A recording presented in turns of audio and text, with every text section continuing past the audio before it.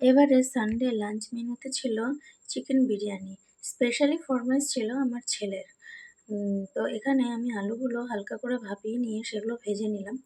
এবারে কড়াইয়ের মধ্যে উম তেল দিয়ে তার মধ্যে পেঁয়াজ, টমেটো, কাঁচা লঙ্কা, রসুন বাটা, আদা বাটা সমস্ত কিছু দিয়ে ম্যারিনেট করে রাখা চিকেনটাকে দিয়ে ভালো করে কষিয়ে নেব। চিকেনটা অল্প হলুদ আর নুন আর তেল দিয়ে ম্যারিনেট করা ছিল। এবার চিকেনটা কষানো হয়ে আসলে তার মধ্যে আমি ভেজে রাখা আলুর টুকরোগুলো দিয়ে দেবো।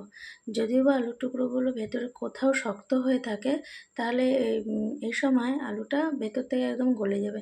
যার জন্য আমি চিকেনের মধ্যে আলুটা দিয়ে দিই। আর জল দিলাম একদমই সামান্য। বেশ ফুটে আসলে পরে সেখান থেকে আমি কিছুটা চিকেন তুলে রেখে তার মধ্যে অ্যাড করলাম এভারেস্টের শাহি বিরিয়ানি মশলাটা। যেহেতু আমার শ্বশুর বিরিয়ানি খায় না, যার জন্য ওনার জন্য চিকেনটা তুলে রাখা হলো। শাহি মশলাটা দিয়ে ওটা ভালো করে আবার কষিয়ে নিতে হবে। তারপরে এখানে আমি দমে বসাবো। গামলার নিচে আমি বড় বড় দেখে 3-4টে তেজপাতা দিয়ে দিলাম।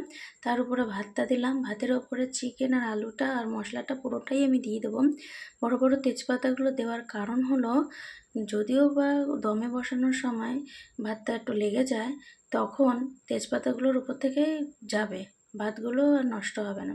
এবার এর মধ্যে আমি একে একে দিয়ে দিলাম মিঠা আতর, ঘি আর একটু বিরিয়ানি মশলা। এখানে আমি আলাদা করে বিরিয়ানি মশলা বানাইনি, এভারেস্টেরটাই ইউজ করেছি। আর এভারেস্টের মশলাটা খুবই ভালো।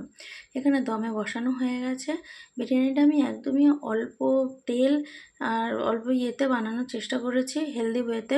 এটা খেলে কোনো পেটের ক্ষতি হবে না। আর তার সাথে ছিল রায়তা, শসা আর পেঁয়াজ দিয়ে।